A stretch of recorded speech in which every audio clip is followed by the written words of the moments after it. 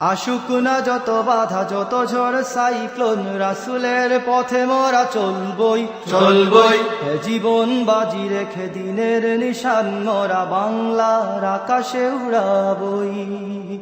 আশুক না যত বাধা যত ঝড় সাইক্লোন, রাসূলের পথে মোরা চলবই চলবই। জীবন বাজি রেখে দিনের নিশান মোরা বাংলার আকাশে উড়াবই। মোরা কামানের মুখোমুখি দাঁড়িয়ে, মোরা কামানের মুখোমুখি দাঁড়িয়ে, মোরা কামানের মুখোমুখি দাঁড়িয়ে আল্লাহু। আপনারা বলতে পারেন হুজুর জবান খুলতে হবে কেন? আজকে গোটা পৃথিবীর একটু মানচিত্রের ইতিহাসটা লক্ষ্য করে দেখুন, একটু মায়ানমারের চিত্রটা লক্ষ্য করে দেখুন।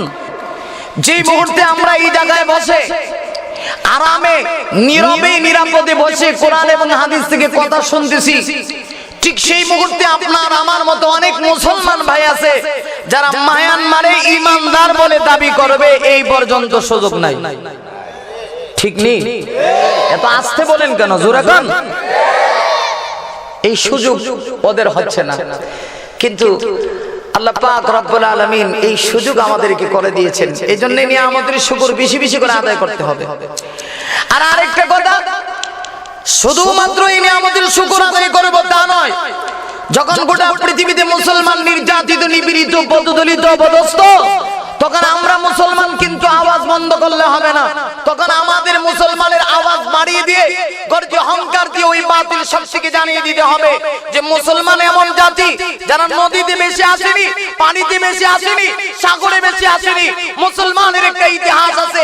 মুসলমান তো এমন জাতি যে জাতির মুসলমান যখন গর্জে অহংকার দেয়, ইতিহাস প্রমাণ করে পৃথিবীর যত বর্বর জাতি আছে, পৃথিবীর যত অপশক্তি আছে, পৃথিবীর যত বাতিল শক্তি আছে, সকল অপশক্তি মুসলিম জাতির সামনে মাথা নত করতে পারে। এজন্য আওয়াজ বন্ধ করার কোনো সুযোগ নাই। যতক্ষণ পর্যন্ত কথা হবে হা না তো বলবেনই, সময়ে সুযোগে প্রয়োজন হলে নারে তাকবীর আল্লাহু আকবারের আওয়াজ দিবেন, এর চেয়ে বেশি কিছু না। ঠিক না? জোরে বলেন। আল্লাহ আমাদের সকলকে কবুল করুন। সকলে বলে আমিন। এবার আসুন মূল কথায় যাই, কারণ এটা তাফসীরুল কোরআন মাহফিল, নির্ধারিত আলোচ্য বিষয়ে প্রত্যেককে দেওয়া হয়েছে।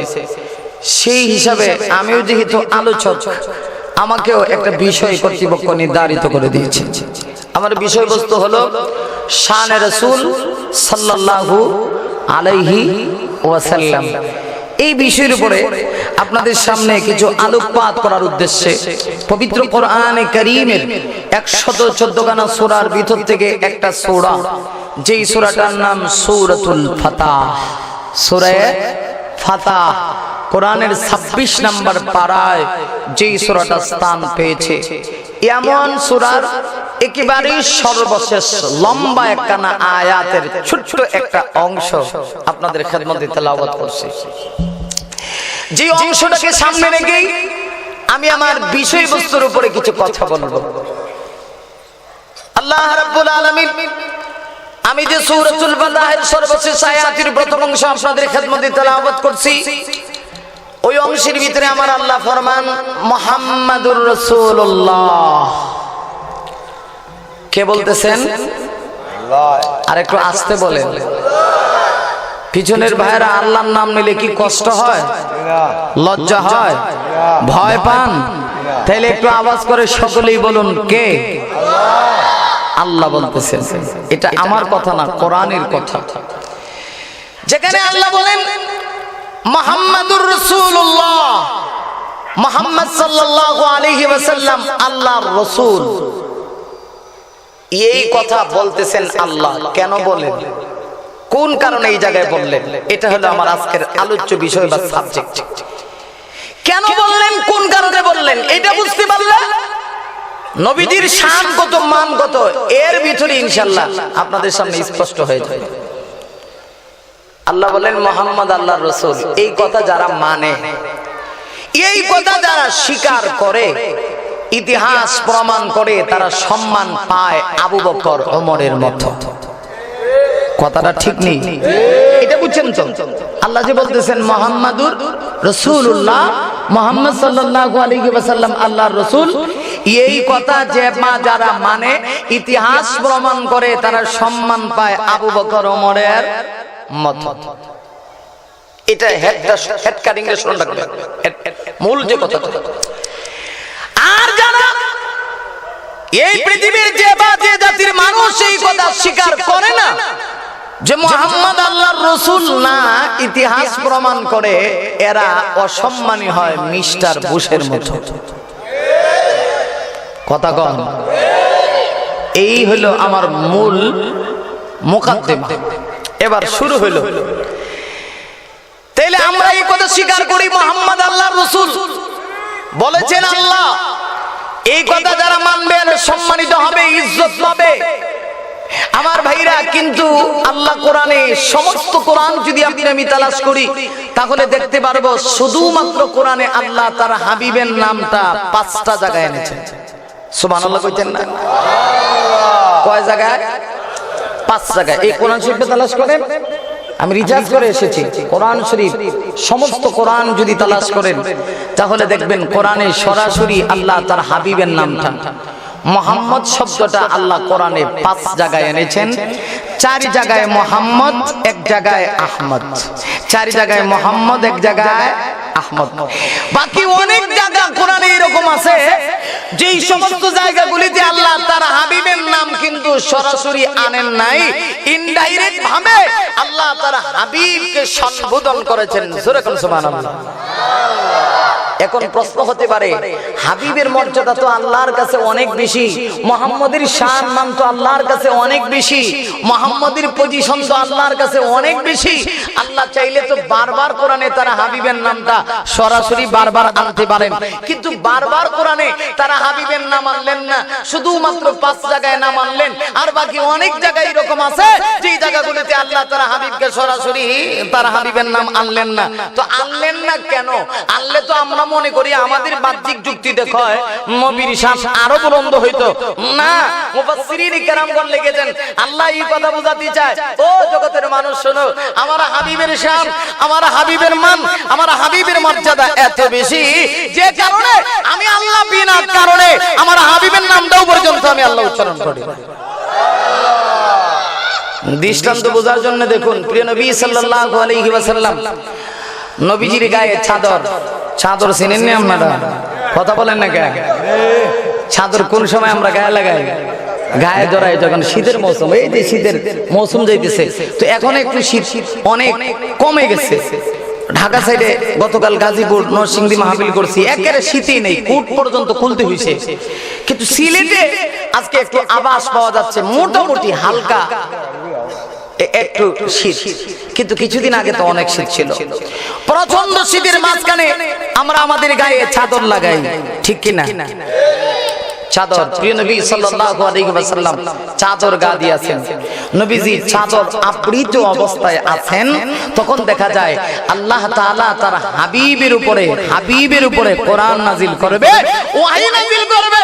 তখন আল্লাহ ইয়া মুহাম্মদ বলে ডাক দেয় না, কি কয়? বলবো? কথা বলেন না, বলবো? ইয়া আইয়ুহাল মুদ্দাথির কুম ফাআনদির ওয়া রাব্বাকা ফাকাব্বির ওয়া থিয়াবাকা ফাতাকির। আমার ভাইরা লক্ষ্য করে দেখুন, বিশ্ব নবী রাহমাতুল লিল আলামিনের গায়ে চাদর আবৃত অবস্থায় নবীর গায়ে চাদর দিয়ে ঢাকা। এমনিতেই বিশ্ব নবীজির উপরে ওয়াহী নাজিল হবে, আকাশের মালিক মহান আল্লাহ ওয়াহী নাজিল করবে। তখন আমার আল্লাহ ইয়া মুহাম্মদ বলে নবীকে ডাক দেয় না, ইয়া মুহাম্মদ বলে আল্লাহ সম্বোধন করে না। তখন আমার আল্লাহ সম্বোধন করে ইয়া আইয়ুহাল মুদ্দাসসির, হে চাদরওয়ালা নবী, হে চাদরওয়ালা পয়গম্বর। আমার ভাইরা, শুধু এই জায়গাটা নয়, পবিত্র কোরআন কারীমের আরেকটা সূরা আছে, যে সূরার নাম সূরাতুল মুজাম্মিল।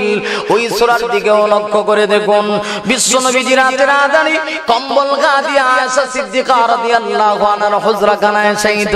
এমনি অবস্থায় আকাশের মালিক নবীজির উপরে ওয়াহী নাযিল করবে, তখনও কিন্তু ইয়া মুহাম্মদ বলে আল্লাহ সম্বোধন করে না।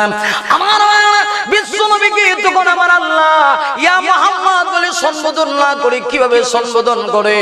আল্লাহ বলেন ইয়া আইয়ুহাল মুযাম্মিল কুমিল লাইলা ইল্লা কালিলা। জোরে বলেন আল্লাহু আকবার। আল্লাহ তখন বলে হে কামলিওয়ালা নবী, রাত্রি বেলা কিছু সময়ের জন্য দাঁড়িয়ে আপনি আপনার মহান প্রতিপালকের কুদরতি পায়ে সিজদা করুন, অর্থাৎ তাহাজ্জুদের নামাজ পড়ুন। এই জায়গায় আল্লাহ চাইলে ইয়া মুহাম্মদ বলতে পারে, কিন্তু ইয়া মুহাম্মদ বলে না, ইয়া আইয়ুহাল মুযাম্মিল বলে, কামলিওয়ালা নবী বলে। তো আল্লাহ নবীর নাম আনলেন না কেন? ইনডাইরেক্ট ভাবে আল্লাহ তার হাবিবকে কেন সম্বোধন করে? আল্লাহ এই কথা বোঝাতে চায়, ও জগতের মানুষ শুনো, আমার হাবিবের শান, আমার হাবিবের মান, আমার হাবিবের মর্যাদা আমি আল্লাহর কাছে এত বেশি যে আমি আল্লাহ বিনা কারণে আমার হাবিবের নামটা পর্যন্ত উচ্চারণ করি। কিন্তু আফসোসের বিষয় আমাদের দেশে কিছু আশিকের রাসূল এরকম আছে, নবীকে এত ভালোবাসে, নবীর নাম শুনলেই লাভ মারা খাড়ায়া বেয়াদবির সহিত নবীকে ডাকে। আর আসতে কোন জোরে কোন মিয়া, জোরে কোন, জোরে কোন আসেনি এরকম কিছু? হ্যাঁ, নিজে মনে করে এটা আশিকের রাসূলের পরিচয়, কিন্তু আল্লাহ কয় দেখ না, আমার হাবিব কিন্তু অনেক দামি, অনেক মর্যাদা আমার হাবিবের, আমার হাবিবের অনেক শান। তো যাই হোক, আল্লাহ কখনো ইয়া আইয়ুহাল মুযাম্মিল বলে, কখনো ইয়া আইয়ুহাল মুদাসসির বলে, কখনো ইয়াসিন বলে, ইয়া মুহাম্মদ বলে না। বিনা কারণে আল্লাহ কোরআনে তার হাবিবের নামটাও আনেন নাই। 5টা জায়গায় শুধুমাত্র আল্লাহ তার হাবিবের নাম এনেছেন, 4 জায়গায় মুহাম্মদ, 1 জায়গায় আহমদ। যেই 4 জায়গায় মুহাম্মদ শব্দ আল্লাহ কোরআনে এনেছেন, এর ভিতরে 4 নাম্বার জায়গাটা হলো আমার তেলাওয়াতকৃত আলোচ্য আয়াতের অংশ। এবার আমি আপনাদেরকে একটু তাফসীরের হাইসিয়তে নিয়ে যেতে চাই। আল্লাহ রাব্বুল আলামিন এই জায়গায় কেন তার হাবিবের নামটা আনলেন, কেনই বা আল্লাহ এই জায়গায় বললেন মুহাম্মাদুর রাসূলুল্লাহ, কোন কারণে বললেন আমাদের বোঝা দরকার।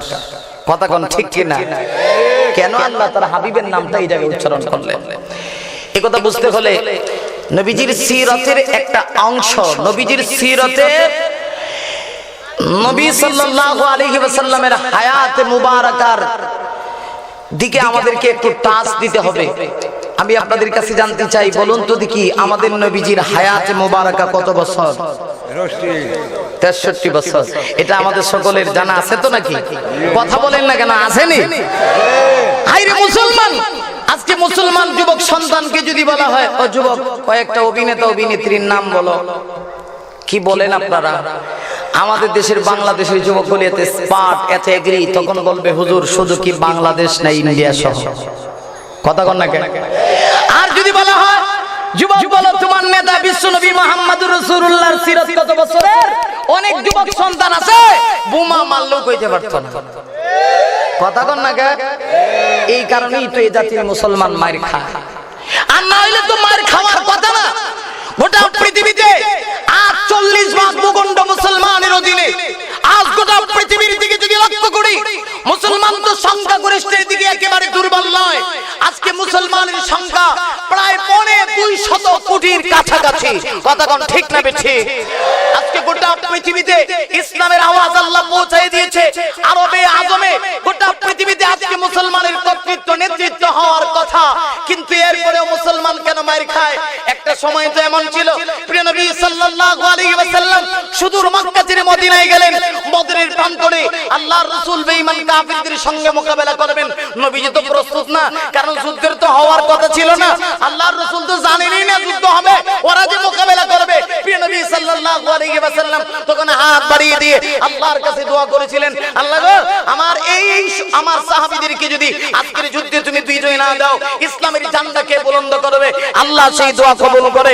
313 জন সাহাবীকে ইমানের আল্লাহর কাছে ওদের ঈমানটা এত পাওয়ারি ছিল, এত দামি ছিল, আল্লাহ 313 জন ঈমানদার সাহাবীদের কারণে হাজার ঈমান কাফিরদের মাধ্যমে মোকাবেলা করে আল্লাহ বিজয় দিয়েছে। কিন্তু আফসোসের বিষয়, আজকে গোটা পৃথিবীতে এত মুসলমান, এত ঈমানদার থাকার পরেও আজকে কেন আমার মায়ের ইজ্জত লঙ্ঘন করা হয়? আজকে কেন মায়ের সামনে নিজের মেয়েকে দর্শন করা হয়? ও মুসলমান, সজাগ হও, তৈরি হও, জানিয়ে দাও দিনের মতো যে আমরা মুসলমান, আমরা ঐক্যবদ্ধ হয়ে গোটা পৃথিবীর সকল মুসলমান এক হয়ে জানিয়ে দিতে চাই, মুসলিম আত্মা বন্ধ করো। যদি না করো, গোটা পৃথিবীর সকল মুসলিম এক হয়ে যখন আল্লাহু আকবার আওয়াজ দিবে, তখন তোমাদের বাতিল শক্তি পরাজিত হবে। কথা ঠিক না বেঠিক?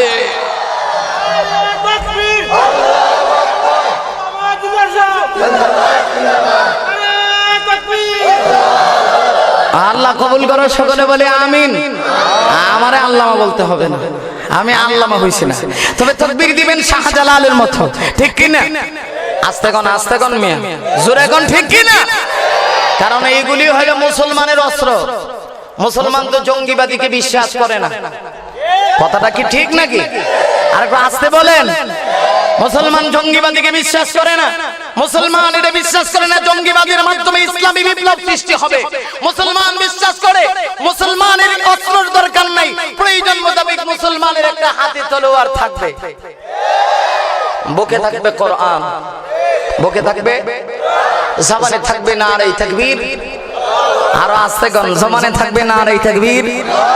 আরে আপনাদেরকে তো এত বোঝাতে হবে না, আপনারা সিলেটের সূর্য সন্তান, শাহজালালের মানুষ, আমরা দাবি করি শাহজালালের উত্তরসূরি, অথচ ইতিহাস প্রমাণ করে শাহজালাল ইয়ামানি রাহমাতুল্লাহ আলাইহি শুধু ইয়ামান দেশ থেকে সিলেটের মাটিতে এসে পরাজিত শক্তি, বাতিল শক্তি, গৌর গোবিন্দের মোকাবেলায় শুধুমাত্র নারে তাকবীর আল্লাহু আকবার আওয়াজ দিয়েছেন। সেই নারে তাকবীর আল্লাহু আকবারের আওয়াজটা এত অ্যাকশন ছিল, আজকে আমরা নারে তাকবীর আল্লাহু আকবারের আওয়াজে অ্যাকশন হয় না, তাহলে বোঝা গেল শাহজালালের নারে তাকবীরের আওয়াজের অ্যাকশন ইমানি অ্যাকশনে, আর আমাদের অ্যাকশনে আকাশ পাতাল ব্যবধান। এজন্য আমাদেরকে আবার সেই আওয়াজ ফিরিয়ে আনতে হবে। ছুটিয়া শাহজালালের নির্ভীক সৈনিকেরা খতম করো গোবিন্দের ওই চালা চামুন্ডা গলা, ঠিক নেই? আর একটু আস্তে গান। ছুটিয়া শাহজালালের নির্ভীক সৈনিকেরা খতম করো গোবিন্দের ওই চালা চামুন্ডা গলা।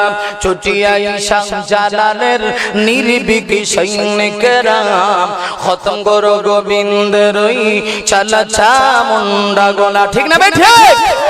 ওলিদের এই ভূমিতে বিপ্লবেরই মশার জ্বালা, ছুটিয়া শাহজালালের নির্ভীক সৈনিকেরা খতম করো গোবিন্দের ওই চালা চামুন্ডা গলা, ঠিক না? শাহজালালের বিদ্যাপীঠে আসি যারা বাবু বসতি, শাহজালালের বিদ্যাপীঠে আসি যারা বাবু বসতি, শাহজালালের বিদ্যাপীঠে আসি যারা বাবু বসতি। তাকবীরের ধ্বনি দি, তাকবীরের ধ্বনি দি, ওদের পিঠে আগুন জ্বালা। ছুটিয়া শাহজালালের নির্ভীক সৈনিকেরা খতম করো গোবিন্দের ওই চালা চামুন্ডা গলা। ওলিদের এই ভূমিতে বিপ্লবেরই মশার জ্বালা, ছুটিয়া শাহজালালের নির্ভীক সৈনিকেরা খতম করো গোবিন্দের ওই চালা চামুন্ডা গলা, ঠিক না বেঠিক? তাহলে আমাদের সেই ইতিহাস ফিরিয়ে আনতে হবে। জানা দরকার আমাদের নবীজির হায়াতে মোবারকা 63 বছর, কথা কোন ঠিক? এই 63 বছরের হায়াতে মোবারকা দুই ভাগ। আমার এই বিষয়টা বোঝানোর জন্য নবীজির সিরাতে আমাকে একটু টাচ দিতে হবে। আমার ভাইরা, আল্লাহর রাসূলের পুরো হায়াতে মোবারকা জিন্দেগিটা আবার দুই ভাগ। একটা হলো নবুয়তের পূর্বের জীবন, আর একটা হলো নবুয়ত পাওয়ার পরের জীবন, কাবলান নবুয়ত বাদান নবুয়ত। নবুয়ত প্রাপ্তির পূর্বের জীবনটা কত বছর? 40 বছর। আপনারা তো অনেক সচেতন, মাশাআল্লাহ। অনেক যুবক ভাইরা আলেম ওলামারা এখানে আছেন, উদীয়মান আলেম, অথবা কেউ মাদ্রাসায় পড়তেছেন, আপনারা আমার চাইতে অনেক ভালো জানেন। 40 বছর আল্লাহর হাবিব সাল্লাল্লাহু আলাইহি ওয়াসাল্লাম নবী ছিলেন, নবীওয়ালা দায়িত্ব আল্লাহ দেন নাই। শুধু ওই 40 বছর নবী তা না, বাবা আদমের দেহ মাংস একত্রিত হয় নাই তখনও নবী। সুবহানাল্লাহ বলবেন না? এটা কি আমার কথা? নবীজি নিজেই বলেছেন, কুনতু নাবিয়্যান ওয়া আদামু বাইনাল মাই ওয়াত তিন। ও আদম সন্তানেরা, আমি আব্দুল্লাহর বেটা মুহাম্মদ তখনও পয়গম্বর ছিলাম যখন তোমাদের বাবা আদম আলাইহিস সালাম পানি এবং মাটির মাঝখানে। কিন্তু নবুয়তি আল্লাহ দিয়েছেন 40 বছর একদিন হওয়ার পরে। এবার মূল কথা বোঝানোর জন্য বলছি, 40 বছর পর্যন্ত মক্কাতে আল্লাহর রাসূলের একটা দুশমন ছিল না। ছিল নি? কথা বলেন। সকলেই আপন, নবীজি সকলের কাছে আপন ছিলেন, সুপরিচিত ব্যক্তি ছিলেন, খ্যাতমান ব্যক্তি ছিলেন, নন্দিত ব্যক্তি ছিলেন। মুহাম্মদ মিয়া কোনো ইখতিলাফ নাই, সকলে বলে মুহাম্মদ আল আমিন, মুহাম্মদ আস-সাদিক, মুহাম্মদ বিশ্বাসী, মুহাম্মদ সত্যবাদী। কিন্তু যেদিন আল্লাহ রাসূল নবুয়ত পাইলেন, প্রিয় নবী সাল্লাল্লাহু আলাইহি ওয়াসাল্লাম নবুয়ত পাওয়ার পরে 40 বছর একদিন হওয়ার পরে যেই লোকটার 40 বছর কোনো দুশমনই নাই, এখন দেখা যায় এই লোকটার দুশমনের কোনো অভাব। কথা বলেন না? সেই লোকটার 40 বছর কোনো দুশমন নাই, 40 বছর একদিন হয়ে গেল, প্রিয় নবীজির এখন আর দুশমনের কোনো অভাব নাই। এজন্য আমি অল্প বয়সে, ক্ষুদ্র বয়সে কোরআন হাদিস রিসার্চ করে সারা বাংলাদেশ ঘুরে কোরআনের আলোচনা করে যতটুকু আমি নিজে উপলব্ধি করতে পারলাম, গোটা পৃথিবীতে আজ মুসলমানের বিরুদ্ধে বাতিল শক্তিগুলি যত কারণে ষড়যন্ত্র করে সবগুলি কারণ বাদ দেন, শুধু একটা কারণেই যথেষ্ট, মুসলমান এক আল্লাহকে বিশ্বাস করে। আর একটু জোরে গান, মুসলমান তো এক আল্লাহকে বিশ্বাস করে। নবীজি 40 বছর কোনো দুশমন নাই, শুধু ঈমানের দাওয়াত দেওয়ার পরে দুশমনের কোনো অভাব নাই। এবার রাসূলের নবুয়ত পাওয়ার পরের জিন্দেগি শুরু হলো। ওই জিন্দেগিটা আবার 23 বছর। এইগুলি না বুঝবে কোন কারণে আল্লাহ এই জায়গায় মুহাম্মদ শব্দ আনলেন, নবীর শান আপনারা বুঝবেন না, এইগুলি বোঝার জন্য বলছি। আমার আলোচ্য বিষয়ের আলোচনা উপস্থাপন সুন্দর করে করার জন্য। নবুয়ত পাওয়ার পরে আল্লাহর রাসূলের জিন্দেগিতে আবার 23 বছর, 13 বছর হলো মক্কায়। 13 বছর মক্কায়, জি 13টা বছর প্রিয় নবী সাল্লাল্লাহু আলাইহি ওয়াসাল্লাম মক্কায় অতিবাহিত করেছেন, জীবন যাপন কাটিয়েছেন। এই 13 বছরের জিন্দেগিকে বলা হয় মক্কি জীবন। এবং এই 13 বছরের ইতিহাসে পবিত্র কোরআনে কারীমের যতগুলি সূরা আল্লাহ নাযিল করেছেন, সবগুলি সূরাকে কোরআনের মক্কি সূরা বলা হয়। কোরআনের সূরাও দুই প্রকার, নবীর নবুয়ত পাওয়ার পরে জিন্দেগিটাও দুই ভাগ। প্রিয় নবী সাল্লাল্লাহু আলাইহি ওয়াসাল্লাম 13 বছর মক্কায় অতিবাহিত করলেন। 13 বছর অতিবাহিত হয়ে যাওয়ার পরে আল্লাহর হুকুমে প্রাণীর জন্মভূমি মক্কা ছেড়ে মদিনায় হিজরত করে চলে গেলেন।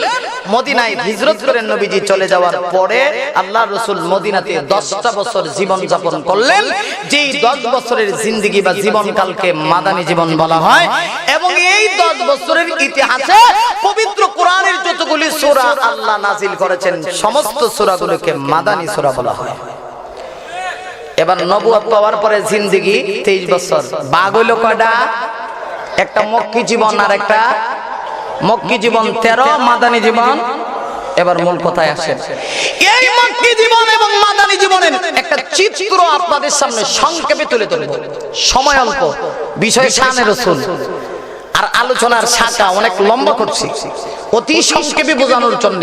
প্রিয় নবী সাল্লাল্লাহু আলাইহি ওয়াসাল্লামের মক্কি এবং মাদানী জীবনের একটা সংক্ষিপ্ত রূপরেখা চিত্র তুলে ধরলে আপনারা নবীজির একটা সম্মান যে আল্লাহ কিভাবে দিবেন বা এই জায়গায় কেন আল্লাহ এই জায়গায় নবীর নামটা উচ্চারণ করছেন, বিষয়বস্তু ক্লিয়ার হয়ে যাবে। 13 বছর আল্লাহ রাসূল মক্কায় অতিবাহিত করলেন। যেই 13 বছরের জিন্দেগি আল্লাহ নবীজি একতরফা ভাবে নির্যাতনের শিকার হয়েছিলেন। আস্তে কথা, আরো জোরে বলেন, আরেকটু জোরে বলেন। 13 বছর আল্লাহর রাসূল দাওয়াতের কাজ করছেন, দাওয়াত ও তাবলীগের কাজ করছেন, নির্যাতনের শিকার হয়েছেন। এই 13 বছরে একটা জিহাদ সংগঠিত হয় নাই। হইছেনি? বুঝেননি? কথা বুঝেননি? এই 13 বছরে ইসলামের ইতিহাসে একটা যুদ্ধ হলো না। নবীজি 13 বছর শুধু দাওয়াতের কাজ করছেন। যখন দাওয়াতের কাজ করছেন এক তরফা ভাবে নবী এবং নবীর সাহাবাই কারাম নির্যাতনের শিকার। নির্যাতনের মাত্রাটা কেমন ছিল? একেবারে 13 বছরের শেষ পর্যায়ে চলে যাচ্ছে। ধারাবাহিকভাবে 13 বছর করলে কয়েকদিন লাগলো, ঠিক নেই? কারণ আল্লাহ রাসূলের সিরাতের উপরে কিয়ামত পর্যন্ত কিতাব লেখা হবে। অতীতে একদল লিখেছে, বর্তমানে একদল লিখতেছে, কিন্তু কোন গবেষক, কোন সিরাত গবেষক কিতাব লেখে আজ পর্যন্ত এই কথা বলে নাই যে নবীর সিরাত লেখা শেষ। কথা কর, তাহলে 13 বছর আমি এত তাড়াতাড়ি কিভাবে কমবো? আমি কিছুই বলি নাই, একেবারে সহজ ভাষায় বোঝানোর জন্য বলছি। 13 বছর একতরফা নির্যাতনের শিকার। নির্যাতনের মাত্রাটা কেমন ছিল? প্রিয় নবী সাল্লাল্লাহু আলাইহি ওয়াসাল্লাম 13 বছর সময়কাল অতিবাহিত করেছেন। এমন একটা সময় আল্লাহর রাসূল অতিবাহিত করতেছেন অপেক্ষমান কখন আল্লাহর পক্ষ থেকে হিজরতের নির্দেশ আসবে। হিজরতের নির্দেশ আসার পরেই প্রিয় নবী মক্কা ছেড়ে মদিনার দিকে হিজরত করবেন। আবু বকরকে এই সময় জানায় দিয়েছেন, আবু বকর অপেক্ষা করো, আল্লাহর হুকুম আসলে মক্কা ছেড়ে মদিনা থেকে হিজরত করব। এমনই এক টাইমে আল্লাহর রাসূল একদিন খানায় কাবার কাছে গেলেন, পৃথিবীর শ্রেষ্ঠ ঘর। সুবহানাল্লাহ জোরে বলে। আমার ভাইরা লক্ষ্য করে দেখুন, আমার আল্লাহ পবিত্র কোরআনে কারীমের ভিতরে নিজে খানায় কাবার মর্যাদা কত, সম্মান কত আমার আল্লাহ বর্ণনা করেছেন। ইন্না আউয়ালা বাইতিন উদিআ লিন-নাসি লাল্লাযী বিবাক্কাতা মুবারাকান ওয়া হুদাল লিল আলামিন ফীহি আয়াতুম বাইয়িনাতুম মাকামু ইব্রাহিম ওয়া মান দাখালাহু কানা আমিনা ওয়ালিল্লাহি আলান নাস হিজ্জুল বাইত মান ইসতাতাআ ইলাইহি সাবিলা ওয়া মান কাফারা ফাইন্নাল্লাহা গানিয়্যুন আনিল আলামিন। আল্লাহ খানায় কাবার মর্যাদা কত, সম্মান কত কোরআনের নিজেই বর্ণনা করেছে। আমার আল্লাহ বলেন, অজগতের মানুষ শোনো, ইন্না আউয়ালা বাইতিন উদিআ লিন-নাস, আমি আল্লাহ জগতের মানুষের ইবাদতের জন্য জমিনের মধ্যে সর্বপ্রথম একটা ঘর আমি আল্লাহ উদিআ লিন-নাস, মানুষের ইবাদতের জন্য আমি আল্লাহ স্থাপন করেছি। এই আয়াতের ব্যাখ্যায় তাফসীর মাজহারির ভিতরে আল্লামা কাজী সানাউল্লাহ পানিপতি রাহমাতুল্লাহ আলাইহি লিখে দিয়েছে, মহান আল্লাহ সর্বপ্রথম 7 আসমানের উপরে ফেরেশতাদের তাওয়াফ করার জন্য আল্লাহ একটা ঘর বানাইলেন, যেই ঘরের নাম হলো বাইতুল মামুর। আমার যে বাইতুল মামুর কিয়ামত পর্যন্ত রহমতের ফেরেশতারা তাওয়াফ করবে, তাও 1-2 হাজার ফেরেশতা নয়, দৈনন্দিন 70,000 ফেরেশতারা তাওয়াফ করবে। বিশ্বনবী হাদিসে বলেছেন যে 70,000 ফেরেশতা একবার বাইতুল মামুর তাওয়াফ করবে, কিয়ামতের পূর্ব মুহূর্ত পর্যন্ত দ্বিতীয়বার আর তাওয়াফ করার সুযোগ আসবে না। ঠিক সেই আসমানের নিচে, 7 আসমানের নিচে জমিনের উপরে আল্লাহ মানুষের ইবাদতের জন্য আরেকটা ঘর আমার আল্লাহ বানাইলেন, যেই ঘরটার নাম হলো বাইতুল্লাহ। জোরে বলেন না আল্লাহু আকবার। আমার ভাইরা ঘরটা কোথায় অবস্থিত? এই আয়াতে কারিমার দ্বিতীয় অংশের ভিতরে আল্লাহ নিজেই বলেছেন লাল্লাযী বিবাক্কা, একটা ব্যাখ্যা হলো আইবি মক্কা, ঘরটা আরবের মক্কা নগরীতে অবস্থিত। শুধু তাই নয়, ঘরটা কেমন দামি, মহান আল্লাহ বলেন মুবারাকান, খানায়ে কাবাটা বরকতময় পূর্ণ ঘর। শুধু বরকতময় পূর্ণ ঘরটা নয়, আল্লাহ বলেন হুদাল লিল আলামিন, আমি আল্লাহ গোটা বিশ্ববাসীর জন্য কিয়ামত পর্যন্ত খানায়ে কাবাকে হাদিয়া স্বরূপ বানিয়ে দিয়েছি। এমন ঘর পৃথিবীর শ্রেষ্ঠ ঘর আল্লাহ মানুষের ইবাদতের জন্য যে ঘর জমিনের ভিতরে প্রথম স্থাপন করেছে, নবীজি ওই ঘরের সামনে গেলেন, খানায়ে কাবার সামনে গেলেন। তখনকার সাময়িক সময়ের জন্য খানায়ে কাবার চাবি ছিল ওসমান ইবনে তালহার কাছে। কার কাছে? ওসমান ইবনে, একটু বলেন না, ওসমান ইবনে, আল্লাহর হাবিব ওসমান ইবনে তালহার কাছে গেলেন। নবীজি খানায়ে কাবার চাবিটা একটু তলব করলেন, ও ওসমান ইবনে তালহা, খানায়ে কাবার চাবিটা তুমি আমাকে দাও। কেন দিবা? আমি আল্লাহর ঘর দখল করব তা নয়, বরং শুধুমাত্র 2 রাকাত নামাজ আমি খানায়ে কাবার ভিতরে প্রবেশ করে আদায় করব। আমার মনটা যাচ্ছি, আমার প্রাণটা যাচ্ছি, না জানি কখন হিজরতের নির্দেশ চলে আসে আর কখন বাইতুল্লাহর কাছে আসবো। আমার মনটা চায় খানে কাবার ভিতরে প্রবেশ করে আমি 2 রাকাত নামাজ আদায় করি, আমার প্রাণটা একটু ঝোড়ায়। আমার আল্লাহর হাবিব সাময়িক সময়ের জন্য ওসমান ইবনে তালহার কাছে চাবি, নবীজি শুধুমাত্র চাবিটা তলব করলেন নম্র ভাষায়, ভদ্র ভাষায়। আল্লাহর পরে যার পাওয়ার, আল্লাহর পরে যার মর্যাদা, সেই নবীজি খানে কাবার চাবি তলব করলেন। করগজ ভাষা তার সঙ্গে ব্যবহার করলেন না, কিন্তু ওসমান ইবনে তালহা সঙ্গে সঙ্গে করগজ ভাষায় জবাব দিয়া বলে, ও আব্দুল্লাহর বেটা মুহাম্মদ, তোমারে বুঝে খানে কাবার চাবি দিব। তোমার কারণে না মক্কার ভিতরে পাটন সৃষ্টি হয়েছে, তোমার কারণে আজকে ভাই ভাইয়ের বন্ধন থেকে বিদক হয়ে গেছে, তোমার কারণে স্বামী থেকে স্ত্রী বিদক হয়েছে, স্ত্রী থেকে স্বামী বিদক হয়ে গেছে, তোমার কারণে আত্মীয়তার বন্ধন থেকে একে একে অপরের মধ্য থেকে চিরতরে বিচ্ছিন্ন হয়ে গেছে। শুধুমাত্র তোমার ইমানে দাওয়াত দেওয়ার কারণে আজকে বুঝি তোমাকে খানে কাবার চাবি আমি দেব। এটা কেমন ভাবে তুমি আশা করলাম? আল্লাহর হাবিব কোনো জবাব দিলেন না, শুধুমাত্র এই কথাটা বললেন, ওসমান ইবনে তালহা ভালো করে শুনো, আজকে খানে কাবার চাবি তুমি আমাকে দিচ্ছ না, এমন একদিন আসবে আকাশের মালিক যেই দিন আমাকে খানে কাবার চাবি দিবি, আমি নবী যাকে চাইব তার হাতে খানে কাবার চাবি দিয়ে দিব। আজকে খানায় কাবার চাবি দাও না, আমি নবীর হাতে যেদিন খানায় কাবার চাবি আসবে, আমি নবী যাকে চাইবো তাকে দিব। শুধু এই কথা বললেন, কথার ভিতরে জবাব দিতে গিয়ে নবীজি কর্কশ কোনো আওয়াজ দিলেন না, অথচ আল্লাহর রাসূল চাইলে তার সঙ্গে কর্কশ ভাষা ব্যবহার করতে পারতেন। 13টা বছর কতটুক নির্যাতনের শিকার আল্লাহর হাবিব মক্কায় জিন মুক্তি জীবন অতিবাহিত করতেছেন, এক তরফা ভাবে নির্যাতনের শিকার। এবার আল্লাহর হাবিব অপেক্ষমান কখন আল্লাহর পক্ষ থেকে আদেশ আসবে মক্কা ছেড়ে মদিনার দিকে হিজরত করবে। একটা কথা ক্লিয়ার, ভালো করে শুনবেন। আমরা এখন অনেক বক্তার ওয়াজ শুনি, আমাদের দেশে সব এখন প্রায় নকল নকল, কথাগণ ঠিক কিনা? নকলের বাজার খুব গরম।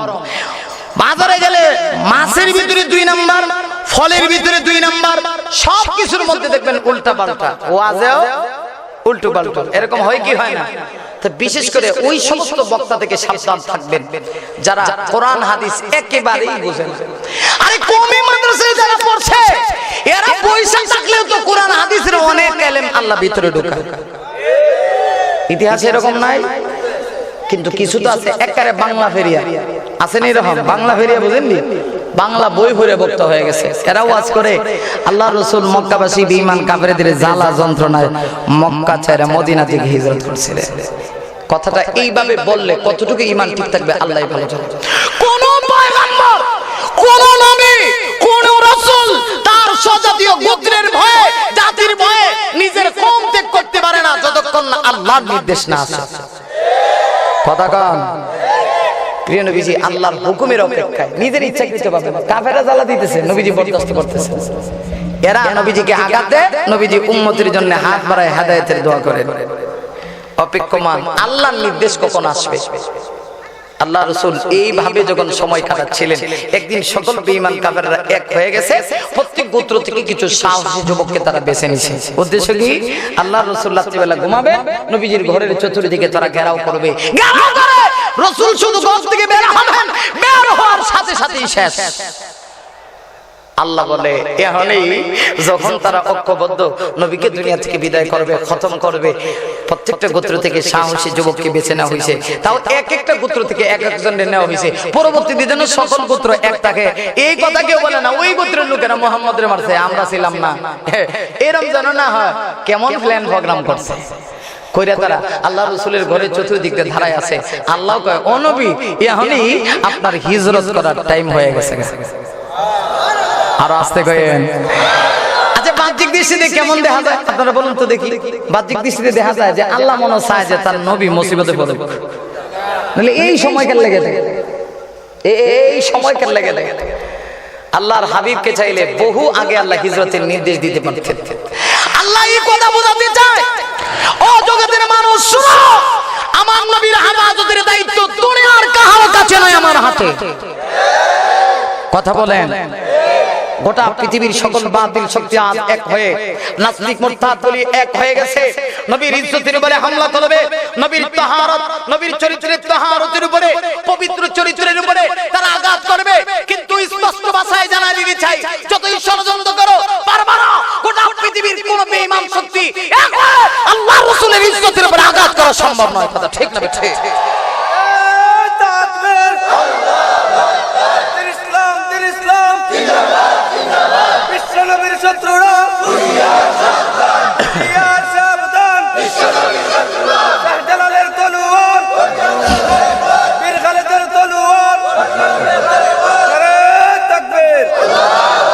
আমার ভাইরা, নবীর হেফাজতের দায়িত্ব নিয়েছেন কে?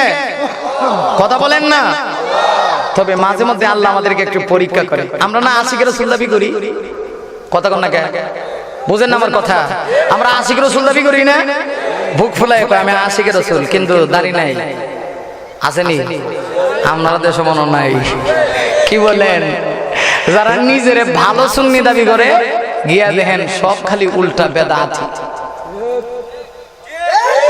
আর জোরে কর না। দাবি করে সুন্নি, খোদার কসম তার পা থেকে নিয়ে মাথা পর্যন্ত সুন্নতের কোনো লেশ নাই। তাহলে তোমার দাবি আর কাজে তো মিল হইল না। তুমি কেন লাগে দাবি করবা সুন্নি? সুন্নত নাই, রাসূলের একটা সুন্নত মানে না। ওহ রহ আল্লাহ রাসূলের সুন্নতের উল্টা চলে আর নিজেরা কয় আমি সুন্নি। আমার ভাইরা, তাহলে আমাদের দাবি এবং কাজে মিল নাই। আল্লাহ মাঝে মধ্যে একটু পরীক্ষা করে দেখি ইমানদাররা যে দাবি করে এরা আমার হাবিবকে ভালোবাসে, আসলেই ভালোবাসে কিনা। কিন্তু বাংলাদেশে একটা জিনিস প্রমাণ হয়ে গেছে, ৫৮,০০০ বর্গ মাইলের এই দেশে ছোট্ট এই বাংলাদেশ, পৃথিবীর মানচিত্রে যেন বাংলাদেশটাকে দেখাই যায় না। এরপরও এদেশে যখন নাস্তিক মুরতাদ গুলি করে অহংকার দেয়, আল্লাহর রাসূলের চরিত্রের উপর আঘাত করে, নবীকে নিয়ে ব্যঙ্গ করে, তখন সোনার বাংলাদেশে আশিকের রাসূল খেলা প্রমাণ হয়ে গেছে। তখন আশিকের রাসূল হইলো দেওবন্দি সিলসিলার উলামায়ে কেরাম, আবাসবীর উত্তরসূরিরা যখন এই নবীর চরিত্রের উপর আঘাত করে, গোটা পৃথিবীর সকল কওমে উলামায়ে কেরাম নবীর উপরে ইজ্জতের উপরে হামলা হলো, ওই বাতিল শক্তির মোকাবেলা করতে অহংকার দেয়। কথা ঠিক না ঠিক? তাহলে প্রমাণ হয় কেডা আশিকের রাসূল। নাম দিও না, নাম না দিয়ে আশিকের রাসূল হয়ে যাও। আল্লাহর জান্নাত তোমার জন্য অবধারিত। ঠিক নেই? এই মিয়া কথা কন না কেন? আমার কি প্রত্যেকদিন ফান নিয়ে আপনারা? তাহলে কথা কন না কেন? কালকে কি আইতে পারুম নি? তাহলে একটু কথা বললেন আমার ভাইরা। তাহলে নামে এবং কাজে যেন মিল হওয়া চাই, ঠিক কি না? আল্লাহ রাসূলকে আল্লাহ কয় এখন হিজরত করে। ওই সময় কেন আল্লাহ বোঝায় নবী গো আপনার হেফাজতের দায়িত্ব না আমি আল্লাহ নিছি। সুবহানাল্লাহ জোরে কন। আমার ভাইরা লক্ষ্য করে দেখুন, আল্লাহ নবী এবার আল্লাহর পক্ষ থেকে আদেশ হয়ে গেছে, নির্দেশ জারি হয়ে গেছে। ইয়া রাসূলুল্লাহ, ইয়া হাবিবাল্লাহ, নবী গো এখনই আপনাকে হিজরত করতে হবে। আপনার গরিব চতুর্দিক দিয়ে বেঈমান কাফেররা দাঁড়ায় আছে, প্ল্যান প্রোগ্রাম করে দাঁড়ায় রইছে। ও নবী আপনি ঘর থেকে বের হবেন, বেঈমান কাফেররা আপনাকে চিরতরে উৎখাত করে দিবে, আপনাকে তারা হত্যা করার প্ল্যান প্রোগ্রাম নিয়ে দাঁড়ায় আছে। ও নবী ভয় পাবেন না, শুধুমাত্র আপনার হুজরাখানা থেকে আপনি বের হন। আল্লাহ রাসূল হযরত আলীকে নিজের বিছানার ভিতরে আল্লাহ রাসূল শোয়া দিলেন। আলীকে বলে দিলেন, ওরে আলী, আল্লাহর হুকুম হয়ে গেছে, এই মুহূর্তে আমাকে হিজরত করতে হবে। তুমি আমার বিছানার মধ্যে শহীদ হয়ে যাও। আগামী কাল বেঈমান কাফেররা আসবে, তাদের আমানতগুলি তুমি যথাযথভাবে পৌঁছায় দিবে। এবার আল্লাহর হাবিব মদিনা থেকে হিজরত করবেন, নবী ঘর থেকে বের হবেন। কাফেররা না দাঁড়ানো, নবী কিভাবে বের হবেন? আমার আল্লাহ জানা দিয়েছে, নবী গো মন ঘাবড়ান না, শুধুমাত্র এক মুষ্টি বালি আপনারা হাতে নেন। এক মুষ্টি বালি হাতে নিয়ে বালির কণাগুলি নিক্ষেপ করবেন। কোরআনে কারীমের আয়াতটা তেলাওয়াত করে, ওয়াজআলনা মিন বাইনি আইদিহিম সাদদা ওয়া মিন খালফিহিম সাদদান ফাআগশায়নাহুম ফাহুম লা ইউবসিরুন। নবী শুধুমাত্র এই আয়াত কারীমাটা তেলাওয়াত করবেন। আয়াত কারীমাটা পড়ে বালির কণাগুলি বেঈমান কাফেরদের চোখের ভিতরে আপনি নিক্ষেপ করবেন।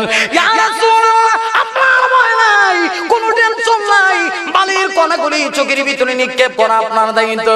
আর আমি আকামুল হাকিমিন মহান আল্লাহ দায়িত্ব নিলাম প্রত্যেকটা বেঈমান কাফেরের চোখের ভিতরে বালির কণাগুলি পৌঁছায় দেওয়া। বিশ্বনবীজি এবার বালির কণাগুলি হাতে নিয়ে বেঈমান কাফেরদের চোখের মধ্যে নিক্ষেপ করলেন। কাফেররা তাদের বালির কণাগুলি মোচড়ানো অবস্থায় আল্লাহর হাবিব তাদের সামনে দিয়ে বীর বিক্রমের মতো বের হয়ে গেলেন। কাফেররা পর্যন্ত টের পেল না। আমার আল্লাহর হাবিব যাবেন কোথায়? হিজরত করার জন্য। হিজরতের একজন সফর সঙ্গী যার নাম আবু বকর। নবীনা 6 মাস আগে আবু বকরকে বলেছিলেন, আবু বকর যেই দিন আমি মক্কা ছেড়ে মদিনার দিকে হিজরত করব সেই দিন তুমি আমার সফর সঙ্গী হবা। নবীজি আবু বকরের বাড়িতে যাবেন, আর আগে আল্লাহর হাবিব আবার খানে কাবার সামনে গেলেন। নবীজি খানে কাবার সামনে গিয়ে অজস্র কণ্ঠে আল্লাহর রাসূলের চোখ দিয়ে পানি পড়তে আছে, জোর জোরে পানি পড়ে। নবী কাঁদেন আর খানে কাবাকে উদ্দেশ্য করে বলেন, ও মক্কা তোমাকে ছেড়ে যেতে আমার মনে চায় না। কেন চায় না জানো নি? তোমার ভিতরে না খোদার ঘর, পৃথিবীর শ্রেষ্ঠ ঘর, আল্লাহর ঘর খানে কাবাটা তোমার ভিতরে অবস্থিত। যেই ঘর দেখলে, যেই ঘরটা আমি প্রত্যেকদিন প্রাণ ভরে মন ভরে তাওয়াফ করতাম, ওই ঘর ছেড়ে আমার মনে চায় না যেতে। কিন্তু আল্লাহর জীবনটা হয়ে গেছে মক্কায় যে আমি আর থাকতে পারবো না, মনে না চাইলেও যে আমাকে যেতে হবে। আমার আল্লাহর হাবিব সংক্ষিপ্ত কথা আবু বকরের বাড়িতে গেলেন। রাজের আধারে আল্লাহর হাবিব দরজার ভিতরে কোরআন আনলেন। আবু বকর ঘরের ভিতরে আসো কি? থাকলে একটু মেহেরবানি করে দরজাটা খুলে দাও। আবু বকর বলে, লাব্বাইকা ইয়া রাসূলুল্লাহ। আল্লাহর নবীকে সঙ্গে সঙ্গে দরজা খুলে দেয়া বলে, হুজুর আমি আপনার ডাকে হাজির। আল্লাহ রাসূল বলেন, ওরে আবু বকর তুমি কি রাতের আধারে ঘুমাও নাই?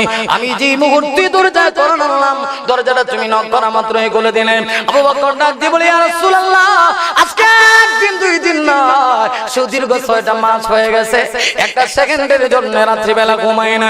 সেই কখন না আপনি বলেছিলেন যেই দিন মক্কা ছেড়ে মদিনা থেকে হিজরত করবেন আমি আবু বকর আপনার সফর সঙ্গী হব। ওই দিন রাত্রিবেলা থেকে আমি আবু বকর একটা সেকেন্ডের জন্য রাত্রিবেলা ঘুমাই না। ইয়া রাসূলুল্লাহ কেন ঘুমাই না জানেননি? রাতের আধারে যদি আমি নিদ্রায় চলে যাই, আমার দুইটা চোখ যদি লেগে যায়, বেঈমান কাফেররা সুযোগ পায় যদি আপনার গায়ে আঘাত করে ফেলে। ইয়া রাসূলুল্লাহ কিয়ামতের কঠিন ময়দানে আমি আবু বকর আশিকে রাসূল হয়ে আল্লাহর আদালতে কিভাবে দাঁড়াবো এই চিন্তা করে আজকে 1 মাস 2 মাস না 6টা মাস হয়ে গেছে, একটা সেকেন্ডের জন্য আমার চোখটা আমি লাগাইলাম। সংক্ষিপ্ত কথা আবু বকর কিনে আল্লাহর রাসূল মক্কি জীবনের অবসান করছে। মদিনার পথে আল্লাহর নবীজি রওনা দিবেন। এবার সিরাতে বিশ্বকোষ কিতাবের ভিতরে পাওয়া যায় আল্লাহর রাসূল সওর পর্বতের গুহায় 3 দিন অবস্থান করলেন। আমার 3 দিন অবস্থান করে প্রিয় নবীজি আবার মদিনার পথে রওনা দিবেন। উটের উপরে সওয়ারি হয়ে আবু বকর সফর সঙ্গী আল্লাহর রাসূল মদিনায় প্রবেশ করবেন। মদিনায় প্রবেশ করার আগে বিশ্ব নবীজি একটা মসজিদ উদ্বোধন করলেন, যে মসজিদের নাম হলো মসজিদে কুবা। আল্লাহু আকবার, আরো জোরে বলেন না। আল্লাহর হাবিব মসজিদে কুবা উদ্বোধন করে মদিনার দিকে আল্লাহর রাসূল রওনা করবেন। ও দোস্ত এতক্ষণের কথাগুলি কেন বললাম? মক্কা এবং মদিনার চিত্র না বুঝলে আমার মূল বিষয় আপনারা বুঝবেন না।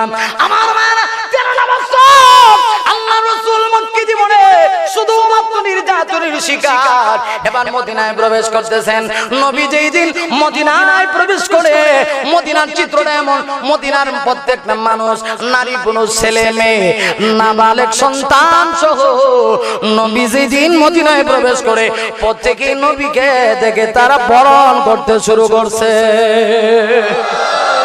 আল্লাহ রাসূলকে দেখে তারা বরণ করে মুবারকবাদ জানায়, আহলান সাহলান জানায়, সুস্বাগতম জানায়। বিশ্বনবীজি মদিনায় প্রবেশ করবেন এমন একটা করুণ দৃশ্য সেই দিন অবস্থা এমন হয়েছিল, নাবালেগ সন্তানগুলি পর্যন্ত নবীর চেহারা দেখে নবীর শানে তারা নাচ পরিবেশন করে।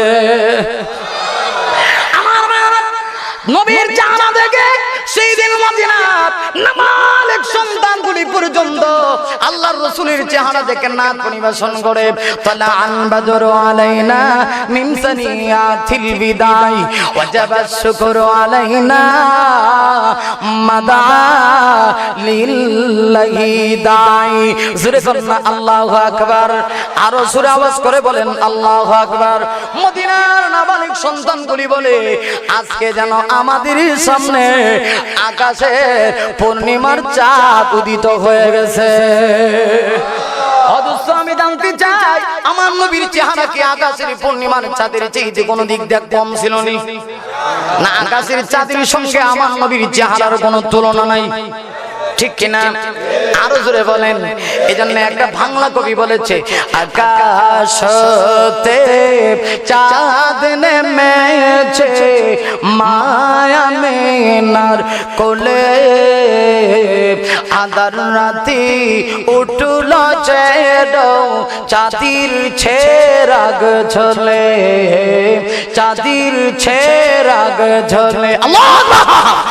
আকাশতে চাঁদ নেমেছে মায়া মেনার কোলে, আগার রাতি উঠল চেলো চাঁদির ছেরাগ ঝোলে, চাঁদির ছেরাগ ঝোলে। ভুলসানে বুলবুলিরা, ভুলসানে বুলবুলিরা গাইছে শিরিন কালাম, तमाम चाहन नबीर तोहरे, तमाम चाहन नबीर तोहरे, জানাই লাখো সালাম, জানাই লাখো সালাম। আমার ভাইয়ারা, সেদিন মদিনার নাবালেগ সন্তানগুলি পর্যন্ত আল্লাহর রাসূলের চেহারা দেখে নবীর সামনে নাচ পরিবেশন করে। আমার ভাইয়ারা, এই অবস্থা দেখে আল্লাহর রাসূল নিজের চোখের পানি টিকায় রাখতে পারলেন না। নবীর সামনে সেই মক্কার নির্যাতনের চিত্রটা ফুটে উঠল। আল্লাহর রাসূল সেই দিন মদিনার নাবালেগ সন্তানগুলিকে বলেন, ও মদিনার সন্তানেরা, মক্কাবাসী বেঈমান কাফেররা আমাকে কত কষ্ট দিয়েছি, তোমরা কি আমাকে কষ্ট দিবানি? সেই দিন মদিনার নাবালেগ সন্তানগুলি বলে, হুজুর আল্লাহর কসম করে বলি, আসমানের মালিকের কসম, জমিনের মালিকের কসম করে বলি, এটা মক্কা না, এটা মদিনা। মক্কার মদিনা কখনো এক হতে পারে না। ও নবী, আপনি মদিনাতে আগমন করেছেন, আপনার ইজ্জতের দায়িত্ব স্বয়ং আল্লাহর হাতে, কিন্তু আমরা চেষ্টা করতে কম করব না। ও নবী, আমরা ওয়াদা দিলাম, খোদার কসম, আমাদের গায়ে এক বিন্দু রক্ত থাকা অবস্থায় কোন কাফের আপনার গায়ে আঘাত করতে পারবে না। এই ছিল মদিনার চিত্র। আল্লাহু আকবার। শুধু এই ছিল তা না, এক একটা নাবালেগ সন্তান আল্লাহর রাসূলের সামনে এসে বলে, হুজুর আমারে কি একটু কোলে উঠাবেন না? আর আস্তে কোন সুবহানাল্লাহ। হাই রে মুসলমান, এই কারণেই বুঝি আমরা মায়ের খাই। একটু জোরে বলেন না সুবহানাল্লাহ। এক একটা নাবালেগ সন্তান এসে বলে, হুজুর আপনি কি আমারে কোলে উঠাবেন না? একটা সন্তানকে আল্লাহর রাসূল কোলে উঠান, আর একটা সন্তানকে, হুজুর আমার কি মনটা চায় না আপনার কোলে একবার উঠতে? নবীজির সাথে সাথে ওই নাবালেগ সন্তানটাকে নামায়া আরেকটা সন্তানকে উঠান। আল্লাহু আকবার। এবার বুঝে থাকলে বলুন, মক্কা আর মদিনার চিত্র এক সমান। মক্কাতে রাসূল শুধু কষ্ট করেছেন, দাওয়াতের কাজ করছেন। মদিনায় আসলেন, একটু আরামে আছেন। এটাই আমার বোঝানো মূল উদ্দেশ্য। আমাদের সমাজের ভিতরে একজন আছে দেখবেন হুজুররা আরামে থাকে, এটা জানা রাস্তে কন। আর আপনারা ঠিক না বললেও ঠিক, জোরে এখন ঠিক কিনা? আসেনি এরকম? হুজুর একটু আরামে থাকে, এটা চায় না। মোল্লার বেতন বছরে 200 টাকা বাড়ে না, কি কম? পারলে আরো কমলে ভালো, কিন্তু অফিসারের বেতন তো দিন দিন বাড়তেই আছে, প্রমোশন হইতেই আছে, কিন্তু হুজুরের প্রমোশন হোক এটা কেউ চায় না। কথা কন ঠিক কিনা? 200 টাকা যদি বেতন বাড়াইতে হয়, মহল্লা সবরের লয়া বয়া। আপনারা কবেন হুজুর আপনি কিভাবে জানেন? আজকে আলেম ওলামারা, ওলামায়ে কেরামদেরকে নিয়ে একদল আছে, দেখলেই হুজুর দেখলেই যেন মাথা নষ্ট। কথা কন ঠিক কিনা? দাড়িওয়ালা টুপিওয়ালা দেখলেই মাথা নষ্ট, দেখলে যে কোন চোখে চায়। আমরা অনেক সময় বুঝি, বুঝছেও না বুঝার বান্দরি। আপনারা বলবেন কেন? আরে আমাদের গায়ে নবীজির চরিত্রের টাচ লাগছে। কথা কন, যদি না লাগতো তোমার মতো বেয়াদব, তোমার মতো নাস্তিক, তোমার মতো মুরতাদ আলেম ওলামাদেরকে নিয়ে কটূক্তি করো, এরপর আমরা ধৈর্য ধরি না হয় আমাদের ক্ষমতা আছে তোমার মতো মুরতাদের জিহ্বা টেনে কুকুরকে খাওয়ানো। কথা কন ঠিক না? ঠিক। হুজুরের তেতুল হুজুর কও, আমরা ঠান্ডা লড়ে না, কিন্তু যারে কইছ এই হুজুরের ছাত্র যদি একবার তুতু দে, তুতু তুতু, কি কোন আপনারা, তাইলে পুরা একটা নদীর মতো। কেন? আলেম ওলামারা এরপরে বরদাস্ত করে। প্রিয় নবী সাল্লাল্লাহু আলাইহি ওয়াসাল্লাম মক্কা থেকে মদিনায় গেলেন। মদিনাতে একটু একটু আরামে আছেন, মোটামুটি একটু আরামে। কিন্তু বেঈমান কাফেররা নবী একটু আরামে থাকবেন সেটা তারা মেনে নিতে একটু সামনে আগে। প্রিয় নবী সাল্লাল্লাহু আলাইহি ওয়াসাল্লাম মদিনায় গেলেন। হিজরত করে মদিনায় চলে যাওয়ার পরে এক বছর, হিজরতের প্রথম বছর চলে গেল, দ্বিতীয় বছর চলে গেল, তৃতীয় বছর চলে গেল, চতুর্থ বছর চলে গেল, পঞ্চম বছর চলে গেল। হিজরত করে মদিনায় যাওয়ার পরে 5টা বছর অতিবাহিত হলো। ইমাম বুখারী রাহমাতুল্লাহি আলাইহি বুখারী শরীফের দ্বিতীয় খণ্ডে কিতাবুল মাগাজিতে এই 5 বছরের ইতিহাসে তিনি লেখেন মুসলমানদের ঐতিহাসিক দুইটা যুদ্ধ সংঘটিত হলো। একটা হলো বদরের যুদ্ধ আর একটা উহুদের যুদ্ধ। এই দুই যুদ্ধে মূল কথা বুঝেন, এই কথা কসকা এটা কথা কই এদিকে তাকো।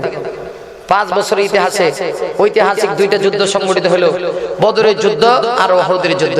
এই দুই যুদ্ধে মিলে 5টা বছরের ইতিহাস তালাশ করলে দেখা যায় যুদ্ধ সহ সবকিছু মিলে মুসলমানেরা যেন একটু উন্নতির দিকে দাবিত হচ্ছে। সুবহানাল্লাহ বলবেন না? 5 বছর চলে গেছে। এখন হলো মূল কথা। ও ভাই, 1.5 ঘন্টার আধান মূল সারাংশ। হিজরত করে মদিনায় গেলেন, 5 বছর চলে গেল। হিজরতের 6ষ্ঠ বছরে একদিন আল্লাহর হাবিব সাল্লাল্লাহু আলাইহি ওয়াসাল্লাম ফজরের নামাজ পড়ে সাহাবায়ে কারামদেরকে নিয়ে বসলেন। নবী তো প্রত্যেকদিনই বসেন, এটা আল্লাহর রাসূলের অভ্যাস। ফজরের নামাজ পড়ে সাহাবায়ে কারামদেরকে নিয়ে আল্লাহর নবী মুযাকারা করতেন। রাতের বেলা কে কি স্বপ্ন দেখতো আল্লাহর রাসূলের কাছে স্বপ্নগুলি বর্ণনা করতেন, নবীজি স্বপ্নের তাবির করে দিতেন। সুবহানাল্লাহ বলবেন না? আচ্ছা ভাই, অসুবিধা হইতেছে নাকি? বুঝতেছেন না আমার কথা?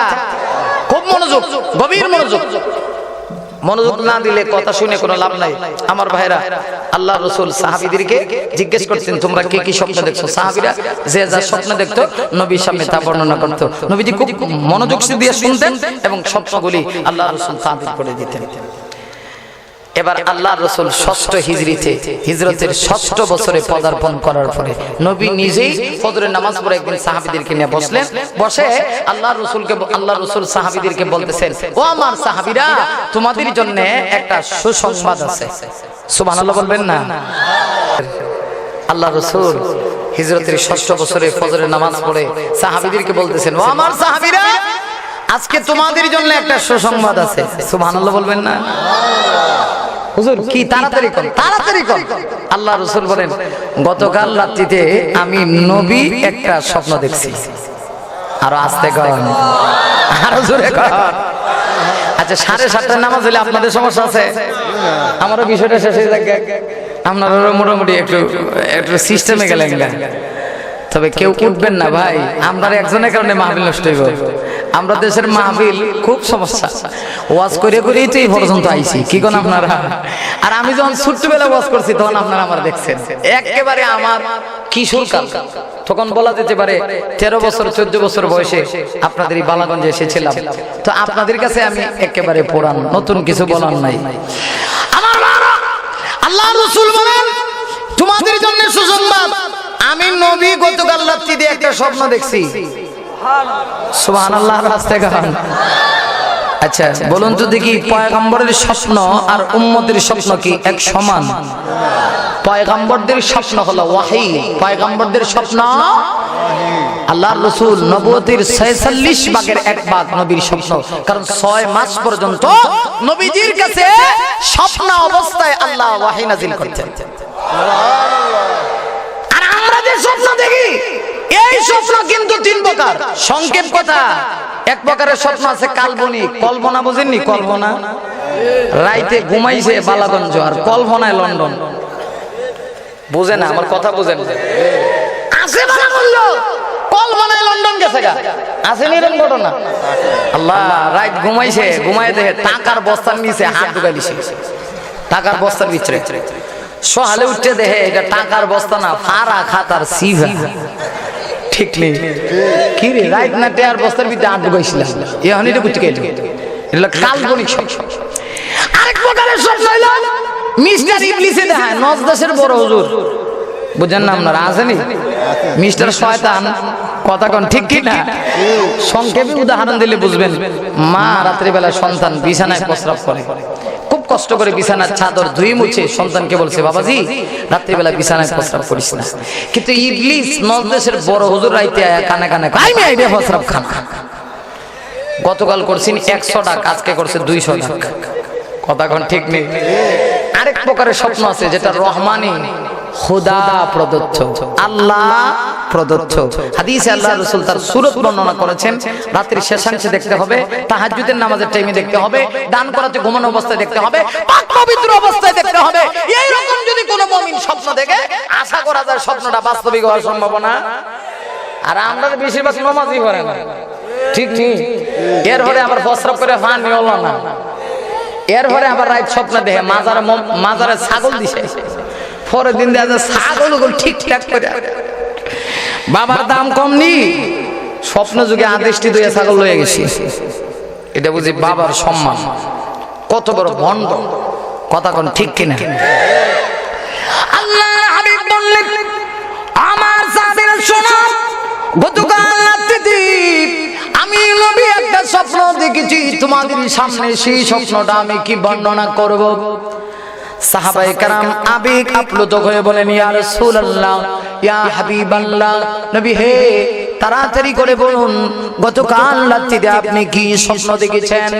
আল্লাহর হাবিব বলেন, ও আমার সাহাবীরা, গতকাল রাত্রিতে আমি স্বপ্ন দেখেছি আমার জন্মভূমি মক্কায় আমি প্রবেশ করেছি, আর তোমরা যারা আমার সামনে আছো অর্থাৎ 1500 সাহাবায়ে কেরাম, তোমাদের প্রত্যেককে নিয়ে আমার দেশে প্রবেশ করে আল্লাহর ঘর আমি উমরা করতেছি।